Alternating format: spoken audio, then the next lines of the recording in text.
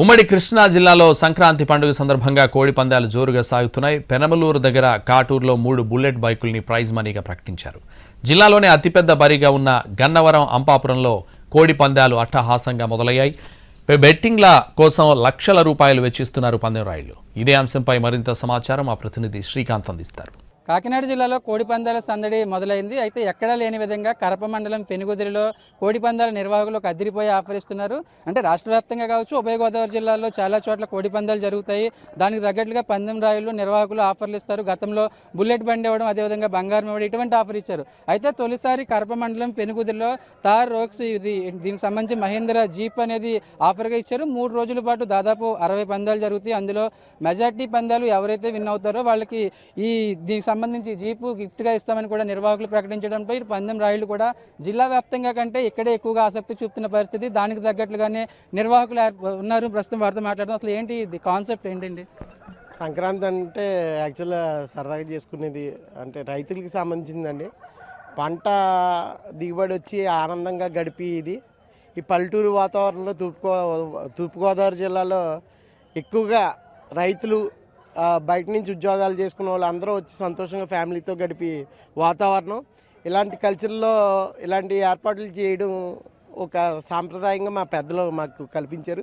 అదేవిధంగా మేము దాన్ని కంటిన్యూ చేస్తున్నాం. అంటే జీప్ ఇవ్వడం కాన్సెప్ట్ ఉద్దేశం ఏంటండి? గతంలో ఇప్పుడు ఎవరు లేని విధంగా పెట్టారు. యాక్చువల్లీ మా నాయకుడు బోగిరెడ్డి కొండబాబు గారు అన్నయ్య, మాకు ఆయన అడుగుజాడల్లో మేము నడుస్తాం. ఆయనకి ఎప్పటి నుంచో చిన్నప్పటి నుంచి ఒక కళ, ఇలాంటి పందాలంటే భీమవరం అటు సైడ్ పాలకొల్లు ఆ ఏరియాలో రాజులు నిర్వహించుకునే వాతావరణంలో ఉండేది. మేము మా చిన్నప్పుడు కూడా మేము అక్కడికి వెళ్ళి చూసిన పరిస్థితి అదే. అతనుకున్న ఆలోచనతో ఇక్కడున్న యువతకు ఒక ఆహ్లాదకరమైన వాతావరణం కల్పించాలని అతను. ఇది 25 లక్షలు అండి. తార్రాక్స్, ఇది తారాక్స్ 25 లక్షల రూపాయలు కాదు. మెజార్టీ పందాలు గెలవాలి. మెజార్టీ రోజుకి 20 పందాలు జరుగుతాయి. ఒకటేమో ముసుకని వేస్తారు. అలాగే మొత్తం 63 పందాలు జరుగుతాయి. 63 పందాల్లో ఎవరు విన్ అయితే, మెజార్టీ ఎవరు విన్ అయితే వాళ్ళు సొంతం చేసుకుంటారు. ఎట్లా ఉంటుంది మరి పందాలు? ఎలా ఉంటాయి? చాలా ఆసక్తిగా ఉంటాయండి.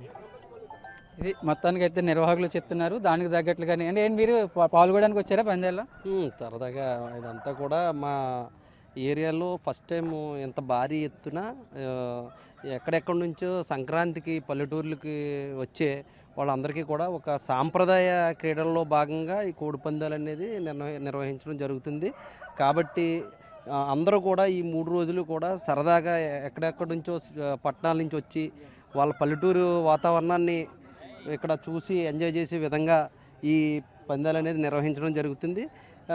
ఎక్కడెక్కడి నుంచో మనకి వచ్చి ఈ 3 రోజులు వారిలో మన ఈ గ్రామాల్లో, అంటే కాకినాడ జిల్లాలోనే ఈ కరపలో బోగిరెడ్డి కొండబాబు గారి ఆధ్వర్యంలో ఇటువంటి సాంప్రదాయమైన క్రీడలు నిర్వహించాలని ఆయన ఎప్పటి నుంచో ఒక కళ. అందులో భాగంగానే ఇక్కడ కరపలో ఇంత పెద్ద భారీ ఎత్తున ఏర్పాటు చేసి ఒక ప్రథమ బహుమతిగా ఇంత తార్రాక్స్, ఇదే ఇంకా 25 లక్షల రూపాయలతో ఇంత భారీ ఎత్తున పెట్టి ప్రైజ్ మనీ, ఈ సాంప్రదాయ క్రీడ ఏదైతే ఉందో దాన్ని ఈ సంక్రాంతిలో ప్రజలందరూ ఆహ్లాదకరంగా సరదాగా గడిపేందుకు ఏర్పాట్లు చేయడం జరిగింది. ఇది చూసుకోవచ్చు మనం. తార్ రాక్ సంబంధించి మొత్తం 25 లక్షల కాస్ట్ ఉంటుంది. 3 రోజుల పాటు దాదాపు 63 పందాలు, రెగ్యులర్గా రోజుకి 20 పందాలు, 3 రోజుల పాటు 60 పందాలు, అదేవిధంగా 3 ముసుగు పందాలు కూడా జరుగుతాయని నిర్వాహకులు చెప్తున్నారు. దానికి సంబంధించి కూడా ఈ మహేంద్ర తార్ దాదాపు 25 లక్షల విలువ గల కెపాసిటీ గల ఈ జీప్ గిఫ్ట్గా ఇస్తామని నిర్వాహకులు చెప్తున్నారు. దానికి తగ్గట్టుగానే మొత్తం 3 రోజుల పాటు 63 పందాలు జరుగుతాయి.